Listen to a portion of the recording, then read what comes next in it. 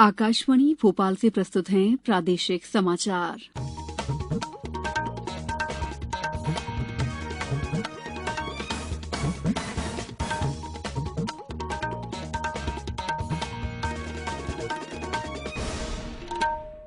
नमस्कार, समाचारों के साथ मैं दीपा सिंह। सबसे पहले मुख्य समाचार। प्रधानमंत्री नरेंद्र मोदी कल आकाशवाणी से मन की बात कार्यक्रम में अपने विचार साझा करेंगे। त्रिस्तरीय पंचायत चुनाव के पहले चरण में मतदाताओं ने जमकर दिखाया उत्साह। रणजी ट्रॉफी के फाइनल मुकाबले में मध्यप्रदेश को मिली भारी बढ़त। दूसरी पारी में मुंबई ने 2 विकेट गंवाए। और प्रदेश में 27 जून से शुरू हो सकता है झमाझम बारिश का दौर।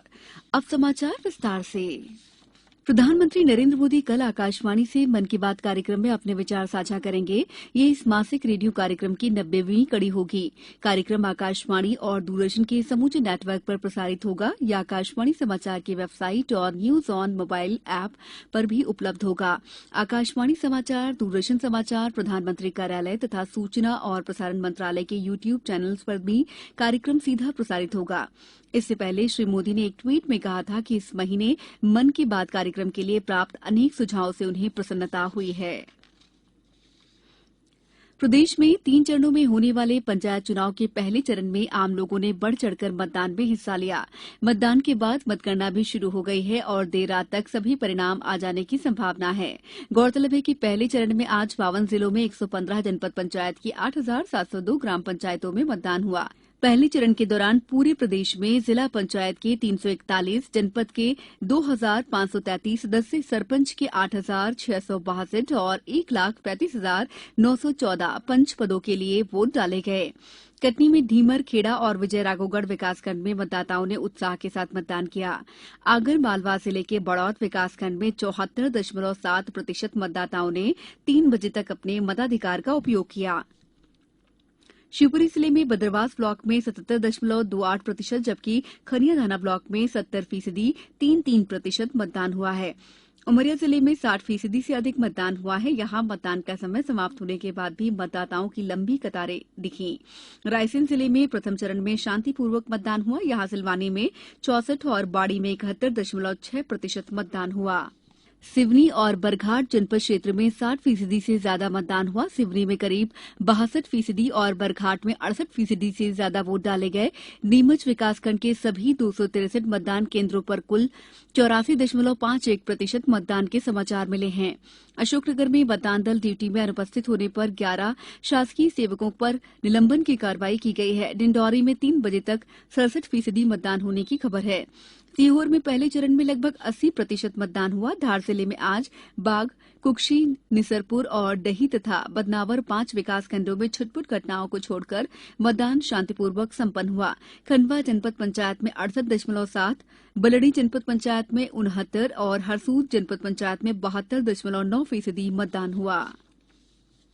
प्रधानमंत्री नरेंद्र मोदी ने कल से शुरू होने वाली यात्रा के दौरान जर्मनी और संयुक्त अरब अमीरात का दौरा करेंगे। प्रधानमंत्री जर्मनी की अध्यक्षता में होने जा रहे G7 शिखर सम्मेलन में शामिल होंगे। श्री मोदी शिखर सम्मेलन के सत्रों के दौरान पर्यावरण, ऊर्जा, जलवायु, खाद्य सुरक्षा, स्वास्थ्य, आतंकवाद से निपटने, स्त्री पुरुष समानता और लोकतंत्र जैसे विषयों पर G7 के भागीदार देशों तथा अतिथि अंतर्राष्ट्रीय संगठनों के साथ विचारों का आदान प्रदान करेंगे।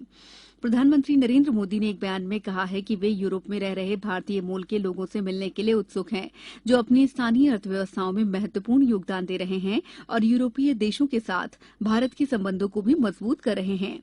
श्री मोदी ने कहा कि वे स्वदेश लौटते समय मंगलवार को संयुक्त अरब अमीरात के राष्ट्रपति और अबू धाबी के शासक शेख मोहम्मद बिन जायद अल नाहयान के साथ बैठक के लिए कुछ समय अबू धाबी में रुकेंगे।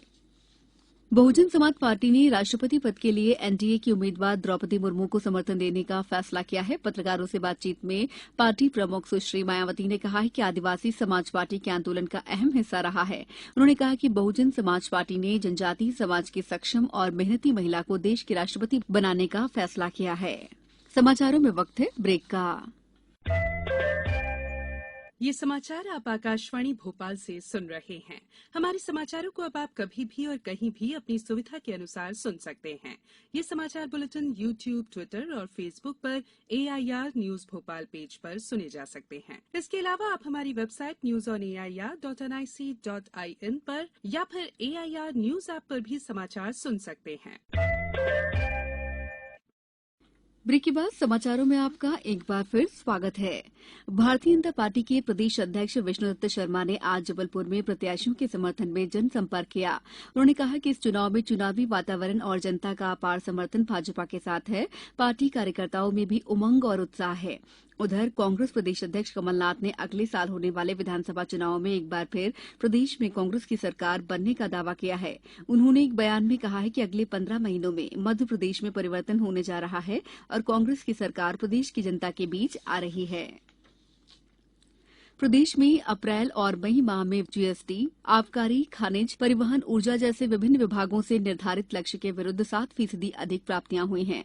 बताया जाता है कि स्क्रूटनी के प्रकरणों में अधिक लोगों को नोटिस जारी किए गए। परिणाम स्वरूप जमा राशि में बढ़ोतरी हुई है। इसी तरह GST के प्रकरणों में भी डेटा एनालिटिक्स और रिटर्न के आधार पर कमियां चिन्हित कर कार्रवाई की गई है। रिटर्न फाइल नहीं करने वाले पात्र व्यक्तियों को चिन्हित कर उन्हें रिटर्न फाइल करने के लिए मैसेजिंग आदि से प्रेरित किया जा रहा है। राजस्व विभाग में भी व्यवस्था और प्रक्रियाओं में सुधार के परिणाम स्वरूप वसूली की प्राप्तियों में बढ़ोतरी हुई है।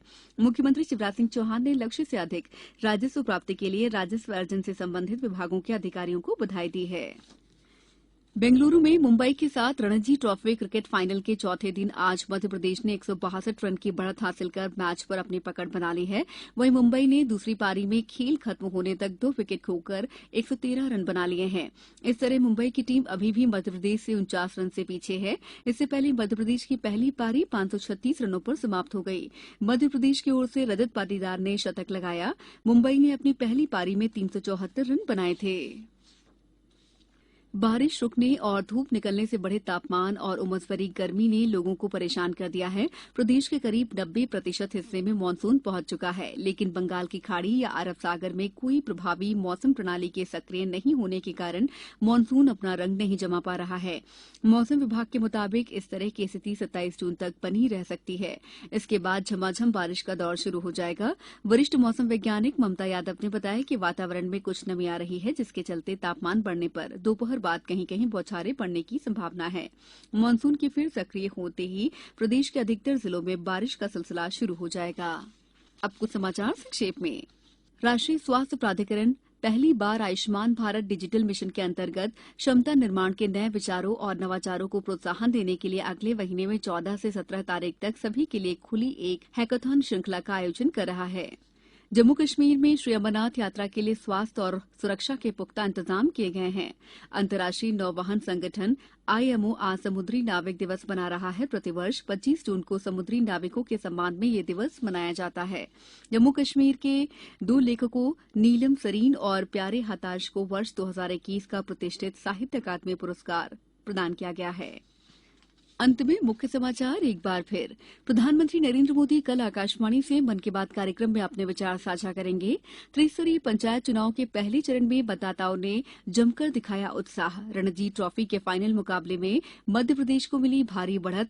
दूसरी पारी में मुंबई ने 2 विकेट गंवाए और प्रदेश में 27 जून से शुरू हो सकता है झमाझम बारिश का दौर। इस बुलेटिन में इतना ही। दीजिए इजाजत। नमस्कार।